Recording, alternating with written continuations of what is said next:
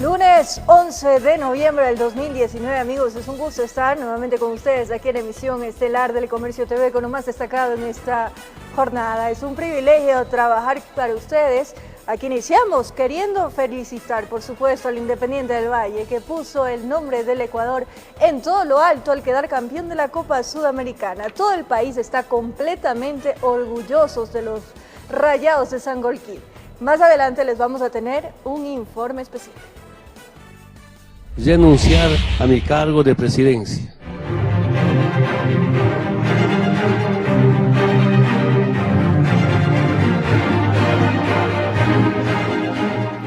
Evo Morales partió a México tras renunciar a la presidencia, luego de que los militares y la policía le sugirieran dejar el poder, además de publicarse el informe de la OEA, en donde se manifiestan que existieron irregularidades en los comicios presidenciales que dieron la victoria a Evo. Tras renunciar a la presidencia de Bolivia, Evo Morales partió a México luego de que dicho país le otorgara asilo político. La Cancillería mexicana ha decidido concederle asilo político al señor Evo Morales por razones humanitarias y en virtud de la situación de urgencia que se enfrenta en Bolivia. La casa del exmandatario quedó completamente destruida tras ser irrumpida por grupos opositores. Antes de irse, Evo difundió una fotografía de cómo pasó la noche luego de horas de dejar la presidencia. Hermanas y hermanos, parto rumbo a México, agradecido por el desprendimiento del gobierno de ese pueblo hermano que nos brindó asilo para cuidar nuestra vida. Me duele abandonar el país por razones políticas, pero siempre estaré pendiente. Pronto volveré con más fuerza y energía. Evo responsabiliza a los líderes de la oposición de un golpe de Estado, lo que ellos han negado. Desmentimos categórica y claramente, no hubo un golpe de Estado en Bolivia. Varios funcionarios también renunciaron a sus cargos, entre ellos el vicepresidente y los 3 principales representantes del Congreso, por lo que la segunda vicepresidenta del organismo legislativo, Yanine Áñez, convocó a una sección extraordinaria para el martes. Un tema simplemente de transición, vamos a llamar a elecciones con personalidades probas, que ellos sean los que lleven un proceso electoral que refleje lo que quiere y el sentimiento de todos los bolivianos. La mayoría del Congreso son partidarios de Evo, por lo que se mantiene en incertidumbre de qué es lo que sucederá. Áñez aseguró que se nombrará a un gobierno interino para que gobierne hasta el 21 de enero de 2020, fecha en que culminaba el tercer mandato de Morales. Tras la renuncia de Evo, en varios sectores se han registrado incidentes. En el Alto, varias personas han resultado heridas.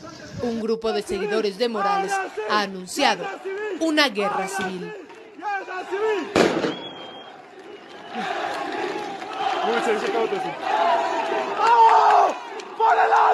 Bolivia no encuentra la paz luego de 3 semanas de protestas. La OEA ha pedido que se convoque a nuevas elecciones luego de que se hallara irregularidades en los comicios del 20 de octubre que dieron la victoria a Evo Morales.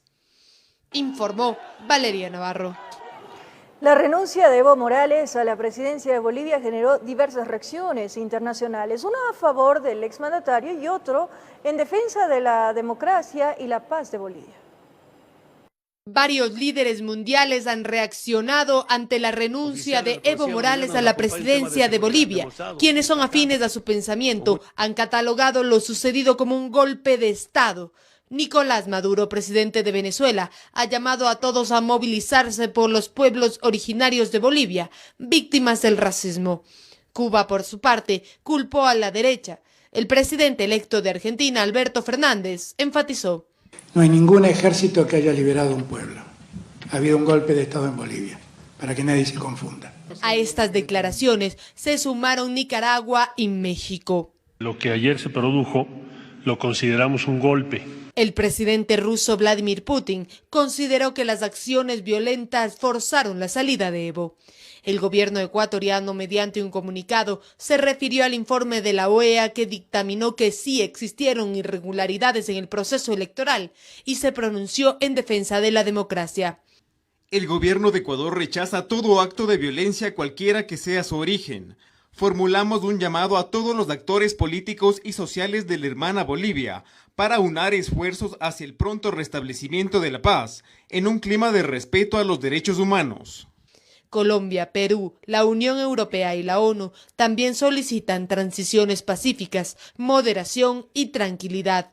Los gobiernos de Estados Unidos y Brasil, por su parte, enfatizaron en las irregularidades del proceso electoral y apoyaron a que se realicen nuevas elecciones en Bolivia, informó Valeria Navarro.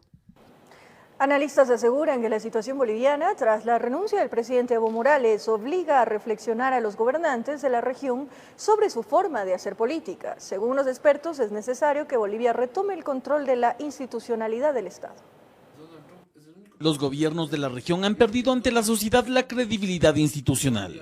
Esta lectura la hace el analista Santiago Orde a propósito de la renuncia del presidente boliviano Evo Morales. El común denominador de las declaraciones presidenciales al respecto del respeto a los sistemas democráticos es en compañía de militares.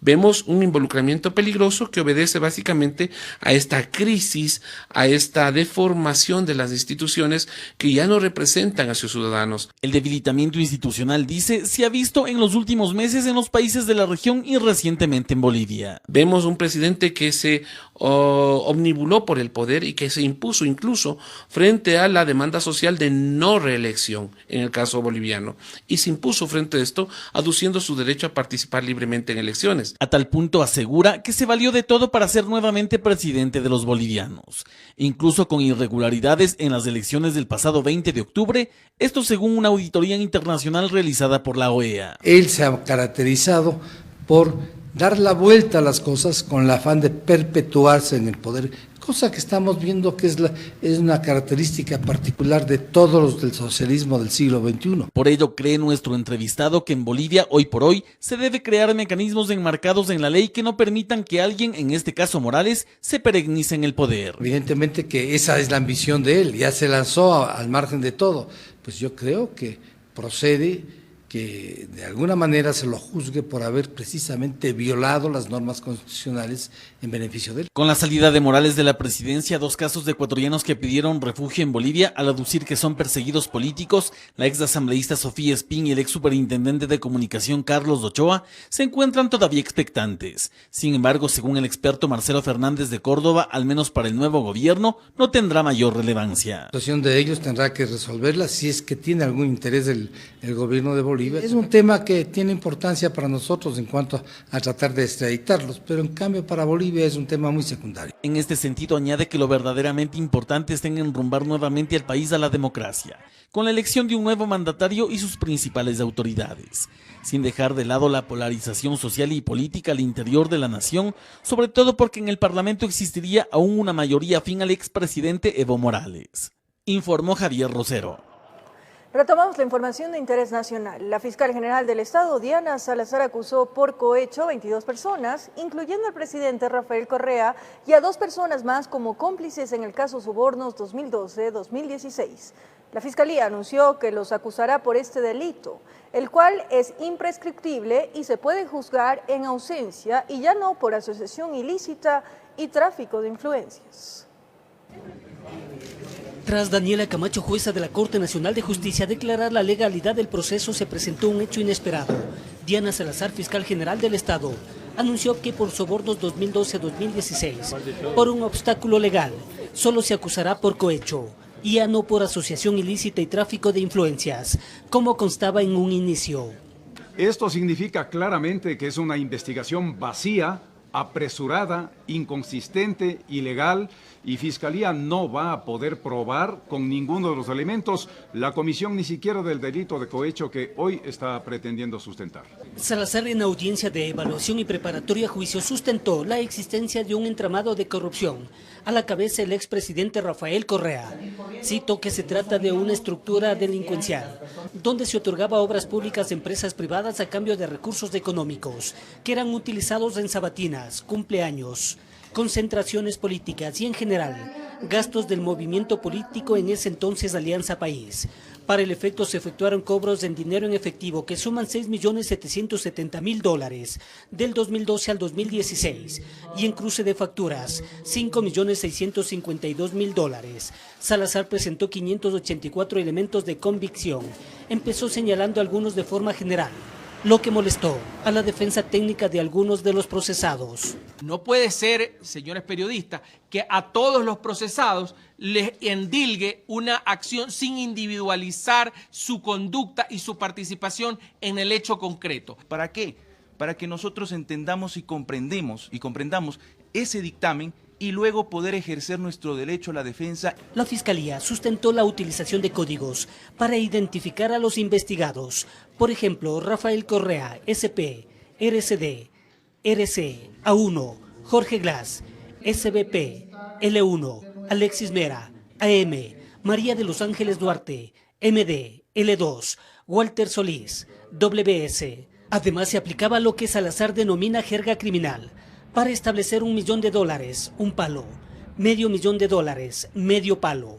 Fiscalía jamás tuvo los elementos necesarios para hacer esta fanesca que se organizaron procesal. Aquí también son investigados el ex asambleísta Cristian Viteri, la actual asambleísta Viviana Bonilla y Vinicio Alvarado, además de representantes de empresas privadas, informó Héctor Romero. La prefecta de Pichincha, Paola Pavón, y el ex asambleísta Virgilio Hernández negaron su participación en una supuesta rebelión durante las protestas registradas en el país del 2 al 13 de octubre. Pavón aseguró que lo que se busca es removerla de su cargo. La comisión recibirá mañana varios dirigentes indígenas. Llegaron los 3 procesados por rebelión, esposados y con custodia carcelaria a la comisión multipartidista que investiga las protestas de octubre. La prefecta Paola Pavón, el ex asambleísta Virgilio Hernández y el dirigente de Revolución Ciudadana, Cristian González. Los procesados negaron su participación en una supuesta rebelión que se los acusa. No hay un solo elemento que evidencie que la prefecta de la provincia de Pichincha ha incurrido en el delito de rebelión que establece el artículo 336 del Código Penal. En que todas nuestras acciones fueron pacíficas. La prefecta Pavón aseguró que hay intenciones políticas detrás de su detención. ¿Sabe cuántos días tengo, señor presidente, para presentarme en mi cargo de elección popular? 60 días. Una instrucción fiscal de 120 días con prisión preventiva de 120 días está quitándoles a los pichinchanos el derecho de que la prefecta Paola Pavón les represente. De inmediato los legisladores cuestionaron a la prefecta Pavón. El social cristiano César Ron preguntó si buscaban derrocar al gobierno. Buscaba tumbar al gobierno. Porque no hubo el interés de Paola Pavón ni del gobierno de la prefectura de Pichincha de incurrir en el delito de rebelión. Financiamiento, entrenamiento de la prefectura de Pichincha a los manifestantes, ninguno. Los procesados piden defenderse en libertad. Y que se nos permita defendernos con las garantías de la Constitución. Paola, Cristian, yo o cualquier dirigente al que se le pretenda acusar de esto es una aberración jurídica. Antes de su comparecencia a la comisión, el ex jefe del Comando Conjunto, Roque Moreira, también asistió. La comisión tiene previsto recibir a 8 dirigentes indígenas este martes, informó Marilyn Jaramillo. Ante la investigación que lleva adelante el Consejo de la Judicatura en torno a un supuesto incremento desproporcionado en el patrimonio de algunos jueces y conjueces de la Corte Nacional de Justicia, el ex magistrado Merck Benavides se suma a los que públicamente han justificado su crecimiento patrimonial. Las denominadas variaciones significativas en el incremento patrimonial de 6 jueces de la Corte Nacional de Justicia, que constan en el informe de transparencia, que es parte del proceso de evaluación a los magistrados y que ahora también es motivo de investigación en el Consejo de la Judicatura, es rechazado por otro de los mencionados en el mismo. Pues no es que el patrimonio se aumenta, ni he sido negociante con la justicia, ni he vendido sentencias. No he vendido, en mi vida he recibido un solo centavo de nadie. Esta es mi plata. Explica que entre casas, terrenos, departamentos en Ibarra y Quito, algunos adquiridos antes del 2014 y otros posteriores a este año, esos bienes han incrementado su valor en estos 4 años. Esa plusvalía suma $353,000, más los 408,000 de la declaración de 2014, suman $761,700, sin haber subido, sin haber incrementado un solo dólar, sino solo por la plusvalía. A esto Benavides le suma el salario percibido como juez de la Corte Nacional y docente de varias universidades desde el 2014 al 2018. ¿Cuánto suma que he ganado en esos 5 años? 407,000 más 761 pasa del 1.200.000. Sin embargo, mi patrimonio se dice que es de 934,000. ¿Dónde está el incremento injustificado?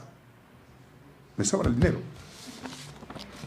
Y eso se entiende que gasté en otras cosas. Benavides se suma a la jueza Rosa Merchán, quien también en días anteriores justificó su incremento patrimonial. El municipio subió el valor de mi inmueble, que yo lo adquirí en $185,000, a $338,000. Y el resto son mis derechos hereditarios. El conjuez Alejandro Arteaga fue otro de los que justificó técnicamente el incremento de su patrimonio. En Quito informó Adriana Rojas. Momento de nuestra primera pausa aquí en Emisión Estelar del Comercio TV. Al regresar más adelante, mucha atención, el vicepresidente de la República, Otto Sonnenholzner, rechazó los anuncios de nuevas movilizaciones por parte de la CONAIE. Los detalles en breves minutos.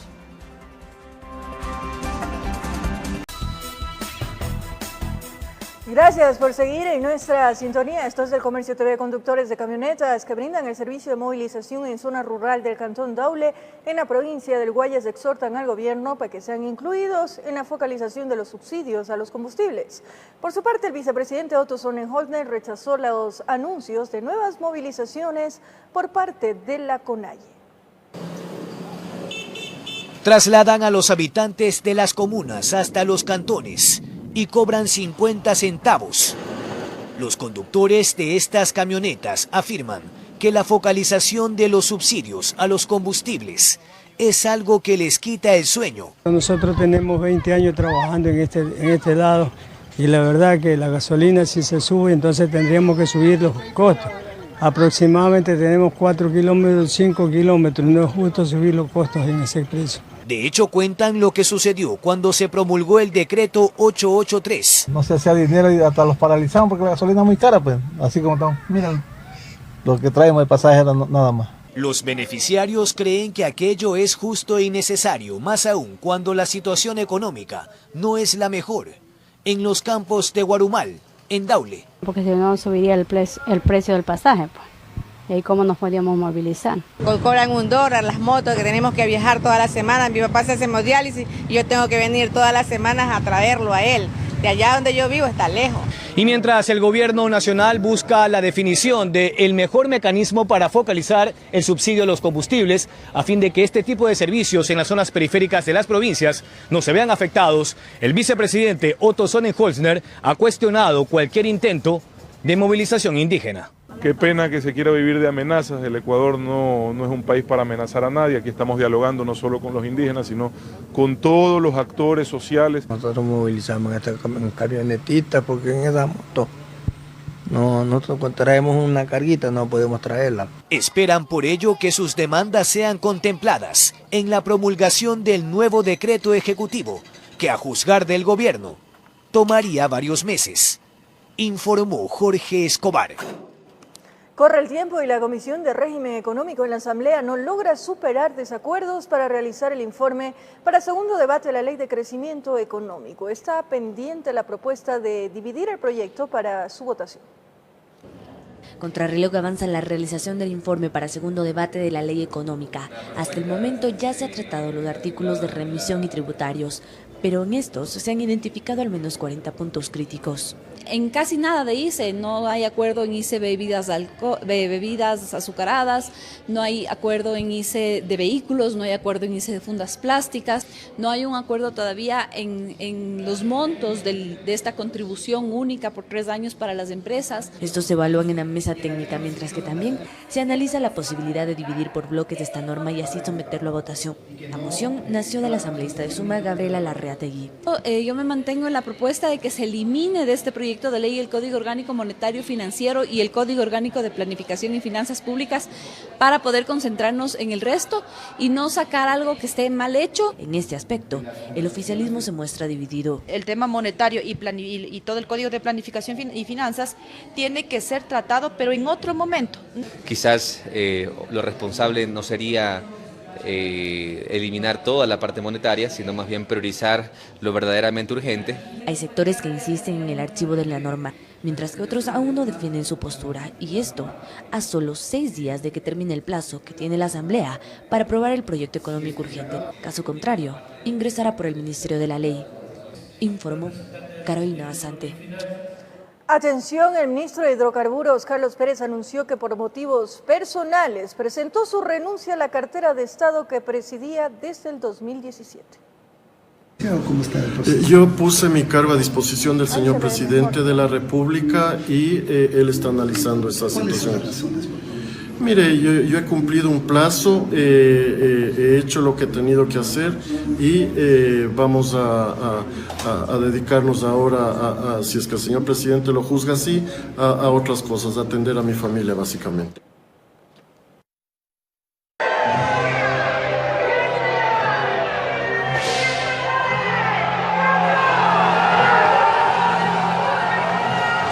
Independiente yo soy donde sea y por eso te vengo a alentar, no voy a parar de cantar. En medio de música, danza y cánticos, cientos de hinchas y aficionados del Independiente del Valle festejaron el triunfo de su equipo al coronarse campeón de la Sudamericana. Tras el retorno del equipo de Sangolquí, los jugadores se unieron a la celebración junto a su fanaticada. En medio de una pertinaz lluvia, el conjunto ecuatoriano se impuso 3-1 al Colón de Santa Fe, con 3 goles y un penal detenido por el arquero de los Rayados. A los 25 minutos de iniciado el partido, la plantilla del Independiente dieron los primeros indicios de que se llevarían la copa al meter el primer gol. Luis Fernando León remató de cabeza, marcando el primero para los ecuatorianos, mismo que hizo retumbar el estadio de la Liga de Rumiñahui con gritos y cánticos de sus fanáticos. Al minuto 42, Richard Schunke corrió por la banda izquierda, remató al arco y marcó el 2-0, hecho que hizo que sus fanáticos de a poco saboreen la gloria. A los 49 minutos, el juez del compromiso sancionó un penal por una jugada polémica en el área del Independiente. El encargado de ejecutar la sanción fue Luis Miguel Rodríguez, que disparó a la izquierda, pero el arquero ecuatoriano Jorge Pinos estuvo atento y detuvo el remate. Eso fue una alegría para sus fanáticos que deseaban más. El tercer gol, que estuvo a cargo de Cristian Dajome, dando a sus hinchas una felicidad que rebosó los corazones de todos los asistentes, que festejaron en medio de abrazos y cánticos que retumbaban el estadio, haciendo que hasta el cielo ilumine la noche con juegos pirotécnicos que anunciaron que el Valle tiene un campeón sudamericano.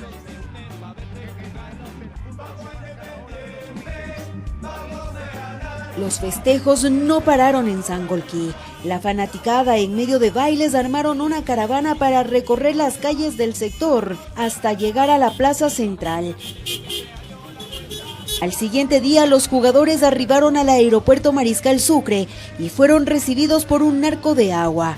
La hinchada no podía faltar. En caravana acompañaron a los Rayados a recorrer las calles de la capital, donde la presencia de aficionados con banderas de Ecuador y del Independiente estaban apostados a los lados de las vías y puentes. A su entrada triunfal a los Valles de los Chillos, los jugadores vibraron con el recibimiento de su gente. Ahí se unieron a los festejos, bailaron, cantaron y vibraron con este triunfo de un equipo que representó a Ecuador y que dio una grata satisfacción a su pueblo al traer una copa internacional que los coronó campeones de la Sudamericana. Informó Patricia Aldaz. Con más de 60 años de historia futbolera del Cantón Rumiñahui, el cuadro del Independiente del Valle demuestra que puede estar al nivel de los más grandes del continente. Su esencia y visión para trabajar con los jóvenes del Ecuador lo han catalogado como un equipo formador de generaciones ganadoras. Comenzó el partido. Pasión, solidaridad y responsabilidad es el lema que ha llevado al Club Especializado de Alto Rendimiento Independiente del Valle a convertirse en una de las instituciones deportivas más competitivas del país. Constituido oficialmente en julio del 2014, mantiene una historia de más de 60 años de tradición futbolera del Cantón Rumiñahui. Fue en 2007 que, bajo la administración de Michel Deller, el proyecto deportivo de este club empezó a retumbar en la palestra nacional, no solo como un equipo de fútbol, sino como un proyecto ambicioso para formar y especializar deportistas de alto nivel. El Independiente es un proyecto que cambia vidas. ¿Ya? Cuando ellos vienen acá, su única preocupación y su más grande preocupación es jugar al fútbol. El trabajo que los Rayados del Valle realizan con sus jugadores es integral. Bajo un convenio con el Ministerio de Educación, los negriazules preparan desde los 12, 14 y 16 años a sus futbolistas en el ámbito deportivo y académico. Porque nosotros creemos que un jugador mejor educado llegará de mejor manera a la primera división. Son más de 100 niños de provincias como Guayas, Los Ríos, Esmeraldas, Manabí, entre otras, que día a día se preparan para alcanzar su meta y cumplir el sueño de ser jugadores profesionales. Independiente intenta que, lógicamente, esta se vuelve su casa, por lo que intentamos que esto sea su familia, o sea, sus jugadores sean sus hermanos, que sean sus amigos, o sea, que ellos sepan que tienen gente aquí que se preocupa por ellos, que vela por ellos y que se sientan cómodos para que logren el cometido de acá, que, como te digo, es formar buenas personas que lleguen a ser excelentes futbolistas. A pesar de no contar con títulos nacionales, su desempeño en el fútbol profesional le ha catalogado como el matagigantes. Además, sus triunfos a nivel formativo lo colocan como uno de los clubes con mayor proyección en el país. Si nosotros logramos que nuestros chicos, además de ser buenos deportistas, de ser buenos futbolistas, son buenas personas, con educación, con unas bases, con una disciplina bien formada, estamos entregando mejores seres humanos a la sociedad. En Independiente hay una sola meta, y es no dejar de soñar. No dejar de soñar con el triunfo, la victoria y el éxito de cada uno de los chicos que conforman esta gran familia. Informó Mauricio Sánchez. Disciplina, perseverancia, pero sobre todo pasión. Un orgullo para todos los ecuatorianos. Felicidades a la hinchada del Independiente del Valle. Ahora en otro tema, 2 sujetos acusados de haber participado en varios asaltos a gasolineras fueron detenidos en el sur de Quito. Agentes de la Policía Judicial de Los Chillos sorprendieron a los sospechosos cuando supuestamente iban a realizar un nuevo robo. Esperaron pacientemente, sabían que tenían planificado supuestamente asaltar en horas de la madrugada una estación de servicio ubicada en el sector de Chaguarquingo. El vehículo en el que andaban los sospechosos llegó en el interior 2 sujetos y antes que el agua se ensucie, agentes de la judicial les dieron el saludo de bienvenida. De 2 a 4 de la mañana, en ese horario más o menos. Los sospechosos estaban prácticamente bloqueados, se bajaron del auto con las manos en la nuca. En la revisión apareció un arma de fuego. Los detenidos estarían implicados en varios robos a gasolineras ubicadas a lo largo del distrito metropolitano de Quito y para despistar las investigaciones optaron por bajar al Valle de los Chillos y sus alrededores. Arma de fuego tipo revólver de fabricación industrial. El modus operandi: realizaban inteligencia a las estaciones que tenían en lista, básicamente para verificar si habían cámaras, guardias y donde las seguridades eran vulnerables, no dudaban en realizarles la visita delictiva. Mediante la intimidación con arma de fuego. De los 2 detenidos, uno es venezolano y el otro ecuatoriano. Este último cuenta con un amplio historial policial, tiene 39 detenciones, con esta 40. Escuchó bien, van 40, y en vez de aplacar sus acciones, como que adquiere más experiencia y sigue dando pasos gigantes en el ámbito delictivo. Este ciudadano inclusive estaba firmando, recientemente salió, y ya pues cayó nuevamente, como que esa es la actividad a la que él está acostumbrado. Los dos detenidos serían parte de una supuesta banda bien estructurada que no solo perjudicaba gasolineras, sino que le entraban a lo que encontraban en el camino, es decir, roba personas, unidades económicas, roba casas, accesoristas, en fin, todo lo que les representaba dinero rápido y fácil. En Quito informó Iván Casamen. Una nueva pausa aquí en el Comercio TV. Más adelante, en el sur de la capital de la República, un hombre perdió sus 2 orejas tras sufrir un ataque con perros. Los detalles aquí en TVC.